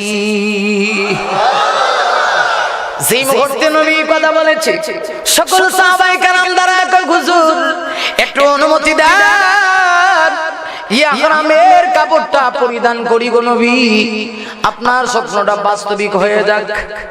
আপনি না পয়গম্বর, আপনার স্বপ্ন তো কোনোদিন মিথ্যা হতে। আরো আস্তে কইেন, আরো জোরে বললেন, ইয়া রাসূলুল্লাহ, আপনার স্বপ্ন তো কোনোদিন মিথ্যা হয় না, তাই যদি হয় গো নবী অনুমতি দেন, এই মুহূর্তে আমরা ইহরামের কাপড় গনে লাগাই। আল্লাহর হাবিব বললেন, ও আমার সাহাবীরা, ইহরামের কাপড় লাগাও, ইহরামের কাপড় লাগায়া এই মুহূর্তে তোমরা প্রস্তুত গ্রহণ করো, উটের উপরে সওয়ার হয়ে যাও। বিশ্বনবীজি আগে সমস্ত সাহাবায়ে কেরাম উটের উপরে সওয়ার হইয়া ইহরামের কাপড় পরিধান করে নবীর স্বপ্ন পূরণ হবে, জন্মভূমি মক্কায় যাবে, আল্লাহর ঘর উমরা করবে। নবী আগে, সমস্ত সাহাবায়ে কেরাম আল্লাহর নবীজির পিছনে পিছনে মরুভূমি প্রান্ত অতিক্রম করে সুদূর মক্কা থেকে আল্লাহর রাসূল একেবারে সুদূর মদিনা থেকে মক্কার কাছে চলে গেলেন। সিরাতের কিতাবে পাওয়া যায় একেবারে মক্কার কাছে আর মাত্র 19 কিলোমিটার জায়গা বাকি আছে। ওই জায়গাটার নাম হলো হুদাইবিয়া। একটা কোয়ান নামে পুরো এলাকার নামকরণ করা হয়েছে। আল্লাহর রাসূল হুদাইবিয়ার কাছে গিয়া আমার সাহাবীদেরকে বললেন, ও আমার সাহাবীরা, আর মক্কায় ঢোকা যাবে না, এই মুহূর্তে তোমরা হুদাইবিয়ার কাছে তোমরা এই মুহূর্তে তাবু গাড়ো, আর মক্কায় হঠাৎ করে ঢুকবো না। দেখেন ইসলামের শিক্ষা কি, আল্লাহ রাসূল বলেন হঠাৎ করে কোন দেশে ঢোকা এটা ইসলাম ধর্মের কাজ নয়, ঠিক কিনা? আর পেয়াদরে কয় আমার ইসলাম নাকি সন্ত্রাসী ধর্ম। আমি বলি যে এই কথা বলে তার মাথায় গিলো নাই। আর হাসতে গেল, উদাহরণ দেব টাইম নাই। আমার বাবা, ইসলাম বিদ্বেষী কিছু শক্তি আছে যারা বলে আমার ইসলাম নাকি সন্ত্রাসীর ধর্ম। আল্লাহর রাসূলের আদর্শটা কেমন? নবী 1500 সাহাবীদেরকে নিয়ে চাইলে মক্কায় ঢুকতে পারে, কিন্তু ঢুকে না। নবী বলেন সাহাবীরা তাবু গাড়ো, তাবু গাড়ো। হঠাৎ করে কোন দেশে ঢোকা যাবে না, সংবাদ দিতে হইব। সুবহানাল্লাহ, আস্তে কইয়া সংবাদ দিতে হবে, অনুমতি পেতে হবে, এরপরে আমরা যাব। সাহাবায়ে কেরাম তাবু গাড়লেন, ভালো করে বুঝবেন। এবার আল্লাহর নবীজি বললেন কারে দিয়া সংবাদ পড়ানো যায়, কারে দুধ বানায় প্রেরণ করা যায়। নবীজি একজন সাহাবীকে ডাকলেন, হযরত ওমর। কি বলেন আপনারা? ঠান্ডা ঠান্ডা, কাফেররাও গরম আর উমরও, দুই গরমে যদি একটা নয় তাহলে তো ভালো করে আগুন লাগবো, ঠিক নেই? নবী ডাকছেন উমর, উমর তুমি সামনে। হুজুর বলেন, আল্লাহ রাসূল বলেন, উমর মক্কায় প্রবেশ করো। মক্কায় প্রবেশ করে গিয়া কইও, আমি নবী এবং সাহাবায়ে কেরাম মক্কা থেকে যে আসছি, পরা যায় না লেইছে, কিন্তু উদ্দেশ্য আমাদের দেশ দখল করা না, এসেছি শুধুমাত্র জন্মভূমি মক্কাতে প্রবেশ করে আল্লাহর ঘরে একটু উমরা করব, উমরা করে আবার আমরা ফেরত যাব। এই খবরটা পৌঁছায় দিও, অনুমতি দিলে আমরা মক্কায় ঢুকব। হযরত ওমর কয়, হুজুর যেই কথাটা কইছেন এটা আপনার আদেশ নেই। সুবহানাল্লাহ। হুজুর এটা আপনার আদেশ, যদি আদেশ হয় তাহলে আমি ওমরের পালন করা ওয়াজিব। আর যদি আদেশ না হয় তাহলে আমার দুইটা কথা আছে। সুবহানাল্লাহ কইছেন না? আদেশ যদি না হয়, পরামর্শ হয়, তাহলে আমি ওমরের দুই কথা। আল্লাহর হাবিব বললেন, ওমর আদেশ নয় পরামর্শ, তুমি কি বলবা বলে নাও। এমনিতেই হযরত ওমর ইবনুল খাত্তাব বলে, হুজুর পরামর্শ হলে আমার দুইটা কথা। প্রথম নাম্বার কথা হলো, নবী কি, ও নবীজি আপনার কি সেই কথাটা স্মরণ হয়নি?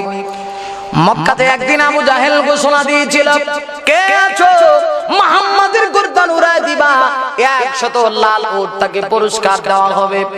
হুজুর সেই দিন তো মক্কাতে কেউ দাঁড়ায় নাই, আমি ওমর না দাঁড়াইছিলাম 100 লাল উট পুরস্কারের লোভে আপনার গর্দান মোবারক এনে আবু জাহেলের সামনে হাজির করব। হুজুর আমি গিয়েছিলাম আপনার গর্দান আনার জন্য, গর্দান আনবো তো দূরের কথা, রাস্তায় যাওয়ার পরে আকাশের মালিক আমার অন্তরটা একটু উল্টায় দিয়েছে, অন্তরটা ঘোরা দিয়েছে। যে ওমর গিয়েছিলাম আপনার গর্দান আনবো, সেই ওমর আপনার চেহারা মুবারক দেখে দরবারে রিসালাতের মধ্যে গিয়া আমি নিজের কল্লা দিয়া কালমা পড়ে মুসলমান হয়ে গেছি। ইয়া রাসূলুল্লাহ, সেই দিনের কথা কি আপনার স্মরণ হয় না? আমি ওমর শুধুমাত্র কালমা পড়ে মুসলমান হইছিলাম তা নয়, আমি ওমর কালমা পড়ে মুসলমান হইয়া বীর বিক্রমের মতো খানে কাবার সামনে গিয়া দাঁড়াইছিলাম। দেরতহীন ভাষায় খানে কাবার সামনে দাঁড়িয়ে আমি ওমর স্পষ্ট ভাষায় ঘোষণা দিয়েছিলাম, ও মক্কার বেঈমান কাফেররা, আছুনি কেউ কোনো মায়ের ছেলে, কোনো মায়ের সন্তান আছো কি? থাকলে আমি ওমরের সঙ্গে মোকাবেলা করো। আমি ওমর ঘোষণা দিলাম, আমি ওমর আজকে থেকে মুসলমান হয়ে গেছি। শুধু মুসলমান হয়েছি তা না, স্পষ্ট ভাষায় জানাই দিলাম, মুসলমানেরা লুকায়িত অবস্থায় নামাজ পড়বে না, আর লুকায়িত অবস্থায় নামাজ হবে না, মুসলমানেরা প্রকাশ্যে নামাজ পড়বে। ঘোষণা দিলাম, আর লুকায়িত অবস্থায় মুসলমানেরা আজান দিবে না, প্রকাশ্যভাবে আজকে থেকে মুসলমানেরা বাইতুল্লাহতে আজান দিবে। হুজুর ওই দিন তো কোনো মায়ের সন্তান আমি উমরের সঙ্গে মোকাবেলা করতে আসে নাই। এই হলো এক নাম্বার কথা।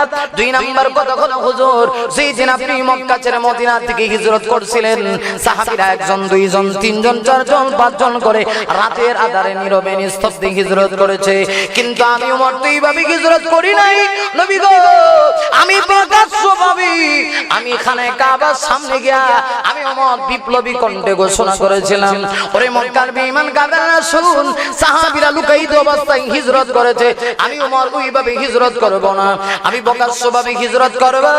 আসসনি কেন আমি উমরের সঙ্গে মোকাবেলা করবে তাহলে কর। হুজুর সেই দিন তো আমি উমরের সামনে কোন মায়ের পুত, কোন মায়ের সন্তান মোকাবেলা করার সাহস পাই নাই।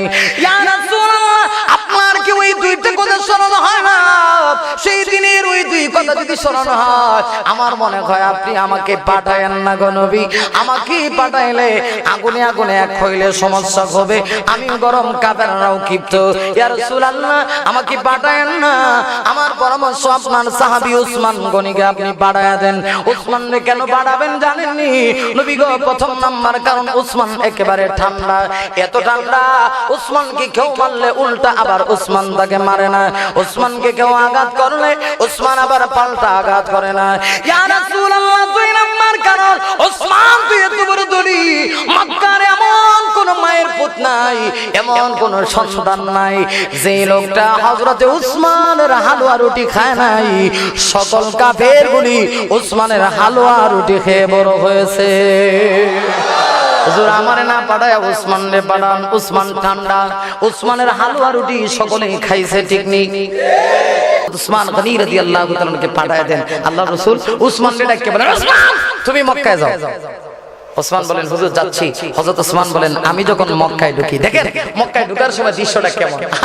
হযরত ওসমান বলেন, মক্কায় ঢুকতেছি, তাকায় দেখি মক্কার বেঈমান কাফেররা আল্লাহর ঘরের চতুর্দিক দিয়ে অস্ত্র লয়ে খাড়া আছে। নাউজুবিল্লাহ, আর আস্তে করে। তাহলে মুসলমানের ধর্ম সন্ত্রাসী না ওদেরটা? আল্লাহর ঘরের চতুর্দিকে, খানায় কাবার চতুর্দিকে অস্ত্র লয়ে খাড়া। যেই মুহূর্তে নবী এবং নবীর সাহাবীরা আইলো শেষ। কিন্তু নবীও তো ঢুকতেছেন না, নবীর সাহাবীরা ঢুকতেছেন না। উসমান গনি বীর বিক্রমের মতো মক্কায় ঢুকতেছে। বেঈমান কাফেররা হযরত উসমানকে ছায়া দিকে সিনালিছে, আরে এটা তো সেই উসমান যে উসমানের হালুয়া রুটি খাইছিলেন। একটা আরেকটা কানে কানে গিয়ে কয়, ও সালামা, সুবহানাল্লাহ, আস্তে কয়, এটা তো সেই উসমান যে উসমানের হালুয়া রুটি খায়া পড়ইছ। সব সালাম আইছে। উসমান গনি তাদের সামনে গেলেন। কাফেররা কয়, উসমান, সহজ বক্তব্য হলো আল্লাহ যা করে সব ভালো। কয়, কি হইছে? যদি তোমার নবী এবং নবীর সাহাবীরা তো আজকে শেষ। কি করেন আপনারা? যেই মুহূর্তে হযরত উসমান গনি রাদিয়াল্লাহু আনহুকে এই কথা কইছে, উসমান মনে মনে কয়, রে এখন একটু জবাব দেওয়ার দরকার ছিল, কিন্তু জবাব দিয়ে লাভ নাই, কারণ টার্গেট তো অন্যটা লই এসে। জোরে কোন ঠিক নেই? হযরত উসমান রাদিয়াল্লাহু আনহু বলেন, আমার নবীর বিরুদ্ধে কই গেছিল আপনি? কিছু বলমানি বলো। হ্যাঁ, কিসের জন্য আসছো? উসমান গনি বলেন, এসেছি নবীর পক্ষ থেকে দূত হয়ে। নবীর সাহাবায়ে کرام 19 মাইল দূরে হুদায়বিয়ার কাছে দাঁড়ানো আছে। সুযোগ দিলে আল্লাহর ঘর উমরা করবেন, মক্কায় ঢুকবেন, শুধুমাত্র এই অনুমতি আপনাদের কাছে তলব করছি। বেঈমান কাফেররা অনুমতি অনুমতি অনুমতি অনুমতি দিবেন এরা? কি কোন আপনারা? এরা অনুমতি দিচ্ছে না। হযরত উসমান রাদিয়াল্লাহু আনহু চিন্তা করলেন, এইভাবে খালি হাতে ফেরত গেলাম নাই। উসমান বলেন, ভালো কথা, অনুমতি দিবেই না? সংক্ষেপ কথা, তাহলে তোমাদের সঙ্গে আমরা একটা যুদ্ধবিরতিকাল চুক্তি করব, সুলহনামা করব, একটা যুদ্ধবিরতিকাল চুক্তিনামা হবে। 10 বছরের ভিতরে তোমাদের সঙ্গে মুসলমানদের কোনো যুদ্ধ হবে না, মারামারি হবে না। তোমরা কি রাজি? কাফেররা কয়, আমরা রাজি। এমন সময়ে কিতাবে পাওয়া যায় দুইটা রাওয়ায়াত। একটা রাওয়ায়াত হলো, শয়তান মুনাফিকের সুরত ধরে আল্লাহর রাসূলের সামনে খাড়া কয়, হুজুর, উসমান রাজে ফাড়াইছিলেন, মনে আছে নি? রাসূল বলেন, হ্যাঁ। কি হইছে? উসমান যে মক্কায় গেছে, কাফেররা শেষ করে লেছে। আচ্ছা, আপনারা বলেন খবরটা সত্য না মিথ্যা? মিথ্যা। কিন্তু যেই মুহূর্তে আল্লাহর রাসূল এই খবরটা শুনলেন, এখানে দেখেন ইসলামের আইন এবং রাষ্ট্রীয় আইন, একটা দেশের আইন আর একটা ইসলামের আইন। ইসলামের আইনও রাষ্ট্রীয় আইনও, দুটো আইনে দেশের দুধ মারা মারাত্মক বড় অপরাধ। আরে কিভাবে বুঝাইতাম? দৃষ্টান্ত না দিলে তো বুঝবেন না। আমাদের দেশের পার্শ্ববর্তী রাষ্ট্রের নাম কি? আরে বার্মা তো আছেই চতুর্দিকে, ভারত। কিছুদিন আগে দেখা গেছে ভারত আর পাকিস্তানের যেন লাগে যা। আরো আসতে জোরে কোন ঠিক নেই? যদি এরা লাগতো, আমরা বাংলাদেশে যারা আছি আরামে থাকলাম না। কি কোন আপনার না? মাঝে মধ্যে কিছু রহমত আমরা দেশেও করতো, কিছু রহমত আয়া আমাদের উপরে নাজিল হইতো। কথা কোন ঠিক নেই? এই জায়গায় ভারত আর পাকিস্তান দুই দেশের রাষ্ট্রদূত ইসলামের আইন একত্রিত হইব। যুদ্ধ যদি লাগার সম্ভাবনা থাকে, এখন তো নাই, এখন তো নাই, আল্লাহ হেফাজত করুক। যদি লাগিয়ে দিত গা, দুই দেশের রাষ্ট্রদূত একত্রিত হবে। একত্রিত হওয়ার পরে ইসলাম বলে তাদের মধ্যে একটা আলোচনা হবে। আলোচনার মাধ্যমে যদি সমঝোতা হয় তাহলে ভালো, সমঝোতা হলে তারা দুই দেশের রাষ্ট্রদূত দুই দেশে চলে যাবে। আর সমঝোতা নাই হইল, ইসলাম এবং রাষ্ট্রীয় আইন দুইজন একত্রিত আলোচনা করবে। এরপরে সমঝোতা হইছে না, এরপরেও দুই রাষ্ট্রের দুই দূত দুই দেশে যাবে। যাওয়ার পরে এক দেশে আরেক দেশের উপরে আক্রমণ করবে। কিন্তু দেখা গেছে পাকিস্তানের রাষ্ট্রদূত ভারত আইছে, এইটারে ভালো করে কি কোন আপনারা ভালো করে দিছে উত্তম মাধ্যম। ইসলাম বলে এরে শুধু মারছো না, পুরা পাকিস্তানের মানুষরে মারছো। এটা ইসলামের আইন, রাষ্ট্রীয় আইন। আল্লাহ রাসূল দূত পাঠাইছেন। নবী যেই মুহূর্তে এই কথা শুনছেন, আল্লাহু আকবার, তাফসীরি কিতাবের মধ্যে পাওয়া যায় আল্লাহ রাসূল সাল্লাল্লাহু আলাইহি ওয়াসাল্লাম সঙ্গে সঙ্গে সাহাবায়ে কেরামদেরকে বলে, ও আমার সাহাবীরা, তোমরা আমার হাতে বায়াত গ্রহণ করো। আর আছে কোন? বিশ্বনবীজি একটা হাত মুবারক, হাত কানা আগে বাড়ায় দিলেন, ও আমার সাহাবায়ে কেরাম, তোমরা আমার হাতে হাত রেখে বায়াত গ্রহণ করো। যেই মুহূর্তে মুবারক হাত কানা নবীজি বাড়ায় দিয়েছে, সঙ্গে সঙ্গে নবীর হাতের উপরে হাত রেখে 1500 সাহাবায়ে কেরাম বায়াত গ্রহণ করেছে। সাহাবীরা কয় হুজুর যদি খবর সত্য হয় উসমান হত্যার প্রতিশোধ গ্রহণ না করে আমরা যাব না। সংক্ষেপ কথা, কিন্তু এরা তো উসমানকে হত্যা করছে না। কিছুক্ষণ পরে দেখা যায় হযরত উসমান রাদিয়াল্লাহু তাআলা বীর বিক্রমের মতো মক্কার বেঈমান কাফেরদেরকে লইয়া আল্লাহ রাসূলের সামনে হাজির। রাসূল বলেন উসমান তোমার না তারা মারে লইছে? হুজুর খবরটা তো মিথ্যা। তাই যদি হয় আচ্ছা ঠিক আছে, কি করছো? হুজুর এরা মক্কায় ঢুকতে অনুমতি দেয় না। কি করছো? আমি একটা সমঝোতা করছি, আলোচনা হইছে 10 বছরের ভিতরে যুদ্ধবিরতিকাল একটা চুক্তিনামা হবে। সংক্ষেপ কথা ভাই, ঠিক কথা না, আমি শেষ করে লিখতেছি। 10 বছরের ভিতরে যুদ্ধবিরতিকাল একটা চুক্তিনামা হবে। 10 বছরের ভিতরে তাদের সঙ্গে আমাদের কোনো মারামারি, কথা বলেন মারামারি, আচ্ছা টাইম দেওয়ার দরকার নাই, খালি কথাটা শেষ করে আয়াতটা একটু জোড়া লাগাইতাম না। কি কোন আপনারা এত দূর জোড়া না লাগাইলে তো আমার চাইতে আপনাদের জ্বালা আরো বেশি বাড়বে। কথা কোন ঠিক নেই, আপনারাই কইবেন এটা কি করলো হুজুরে, কতদূর আলোচনা করে শেষ ফিনিশিংটা নাই, এনে জোড়া যুদ্ধ পর্যন্ত। তবে বেশি লম্বা না, একেবারে সংক্ষেপ কথা। আমার ভাইরা এবার লক্ষ্য করে দেখে হুজুর 10 বছরের ভিতরে তাদের সঙ্গে মারামারি হবে না, একটা যুদ্ধবিরতিকাল চুক্তিনামা হবে। আপনি কি রাজি? আল্লাহ রাসূল বলেন উসমান আমি রাজি, সমস্ত সাহাবীরাও আমার পক্ষ থেকে রাজি আছে। ঠিক আছে, তাহলে হাতে একটা কাগজ দাও। কাগজ হযরত উসমান রাদিয়াল্লাহু তাআলা কাগজ দিলেন। হুজুর বলেন কে লিখবে যুদ্ধবিরতিকাল চুক্তিনামা? আল্লাহর নবী বললেন আমার সাহাবী হযরতে আলী যুদ্ধবিরতিকাল চুক্তিনামাটা লিখবে। আচ্ছা যার নাম ঘোষণা দিয়েছেন উনি ঠান্ডা, শেরে খুদা, আল্লাহু আকবার, ইলমের জন্য এক সমুদ্র। হযরত আলীকে নবীজি ডাকছেন, আলী তুমি সামনে আগাও। হযরত আলী হাতে কলম নিছেন, নবীজি কলম হাতে দিয়া যুদ্ধবিরতিকাল চুক্তিনামা লেখার জন্য তার হাতে দায়িত্ব দিলেন। এই চুক্তিনামাটা কাফেরদের কিছু শর্ত, মুসলমানদের শর্ত। আর মুসলমানের শর্ত কি? মুসলমান সব মানে লইতেছে, এরা যা তাই ঠিক। আল্লাহ রাসূল বলেন ঠিক আছে তোমাদের কিছু শর্ত আছে, থাকলে বলো। জি হুজুর আমাদের কিছু শর্ত আছে। বলো। এখন কইতাম নি সবগুলি 1 ঘন্টা লাগবে, মাত্র 5টা। নাম্বার 1 কইতাম নি আমার মক্কার বেঈমান কাফেররা বলে হুজুর আমাদের প্রথম নাম্বার শর্ত হলো এই বছর আপনারা যারা সুদূর মদিনা থেকে এসেছেন যে স্থানে আছেন এই স্থানে থাকবেন, আর মক্কায় ঢুকতে পারবেন না। হইছে নি কাম? ফেরত দেবেন, ফেরত। মুসলমানদের পক্ষে না বিপক্ষে? 2 নাম্বার শর্তটা হলো হুজুর আগামী বছর আসার অনুমতি আছে, তবে 3 দিন। কয়দিন? দেখেন আগে অনুমতি নাই, এখন তো অনুমতি দিতেছে। কথা কখন আমার মায়েরা 3 নাম্বার মক্কার বেঈমান কাফেররা বলে হুজুর আগামী বছর যখন সুদূর মদিনা থেকে আপনারা আসবেন, আসার সময় আপনাদের সঙ্গে কোনো অস্ত্র শস্ত্র থাকবে না, শুধু একটা তরবারি থাকবে জান বাঁচানোর জন্য। মুসলমান আমি বলি লক্ষ্য করে দেখুন, ওরা আসবে ভিন্ন দেশ থেকে, ওরা দেশের অধিবাসী, এরপরেও মুসলমানদেরকে ভয় পায়। কেমন ছিল মুসলমান দেখেন, এরা নিজ দেশও আছে আর এরা মদিনা থেকে আইব, এরপরে অস্ত্র শস্ত্র থাকতে পারতো না, শুধু একটা তরবারি থাকবে দেহটা রক্ষা করার জন্য, জানটা রক্ষা করার জন্য। 4 নম্বর হলো শুধু মক্কা থেকে যদি কেউ মদিনায় চলে যায় সাথে সাথে ফেরত, সাথে কিন্তু বাহ্যিক দৃষ্টিতে উল্টা লাগে, কিন্তু ভিতরে ভিতরে ইসলামের প্রচার। আগে অনুমতি নাই, এখন যাইতে পারে। কথা কোন ঠিক নেই? আমার 5 নম্বর হলো যদি কেউ মদিনা থেকে চলে আসে মক্কায়, মক্কা থেকে তাকে আর ফেরত দেওয়া হবে না। কিন্তু সিস্টেমটা এমন, কেউ যদি মক্কা থেকে যায় সে আর আসে না, মদিনা থেকে মক্কায় কেউ ভুলেও হয় না। হেরা আল্লাহ কয় উল্টা, তোরা যা কইবি দেখবি সিস্টেম অন্যরকম। যাই হোক 5টা শর্ত মুসলমানের বিপক্ষে। সংক্ষেপ কথা, হযরত উমর খাড়ায় গেছে। হুজুর শর্তগুলি মানার আগে আমি উমরের 3টা কথা আছে। সুবহানাল্লাহ, আস্তে কর। আচ্ছা এই 3টা কথা না কইলে আমারও জ্বালা মিটবে না, আপনারও মিটতো না, এইজন্য কয়া লাগে। অসুবিধা হইতেছে? নাম্বার 1 কথা, হুজুর আমার 3টা কথা। আল্লাহ রাসূল বলেন ওমর কি কথা বল? আমার হযরত উমর বলে ইয়া রাসূলুল্লাহ আমার প্রথম নাম্বার কথা হলো গো নবী, আমি জানতে চাই আমরা যে ইসলাম ধর্ম গ্রহণ করেছি এটা সত্য নি? আল্লাহ রাসূল বলেন ও উমর তোমার কি সন্দেহ হয় না গো? হুজুর সন্দেহ হয় না কেন জিজ্ঞাসা করো? ওমর বলে হুজুর আমার অন্তরটা পরিষ্কার হওয়ার জন্য। আল্লাহ রাসূল বলেন তাই যদি হয় তাহলে শুনে নাও ইসলাম ধর্ম সত্য, এতে কোনো সন্দেহ। 2 নাম্বার প্রশ্ন হলো হুজুর আমরা যে আপনাকে আখেরি নবী মেনেছি, আপনি সত্য নবী কিনা? আল্লাহ রাসূল বলেন, ওমর তোমার সন্দেহ না গো হুজুর, সন্দেহ না, শুধুমাত্র আপনার জবান মুবারক থেকে জানতে চাই ইতমিনানে কলবের জন্য।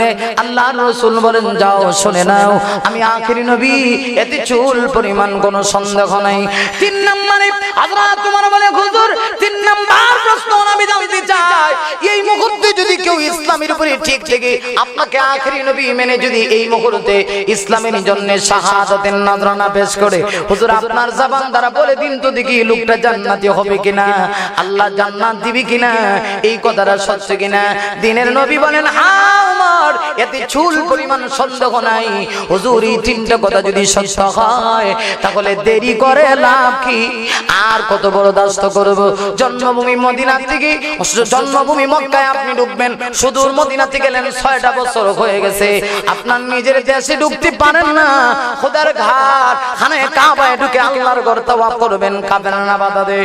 হুজুর আপনি একটু অনুমতি দেন না, শুধু অনুমতি দিলেই হালকা একটু উত্তম মাধ্যম আরম্ভ হোক, আর এই মুহূর্তে আমরা ইসলামের জন্য শাহাদাতের নজরানা পেশ করি। সুবহানাল্লাহ। আচ্ছা যাই হোক, আসলে নামাজের টাইম কাছাকাছি, আর কথাও এমন সিস্টেম, সামনে যাওয়ার কোনো সুযোগ নাই। এই পর্যন্ত থাক, জোড়া লাগাইতে পারলাম না। যদি অদূর ভবিষ্যতে সময় পাই, সুযোগ পাই, ইনশাআল্লাহ, আল্লাহ কবুল করো। আসসালামু আলাইকুম ওয়া রাহমাতুল্লাহি ওয়া বারাকাতুহু।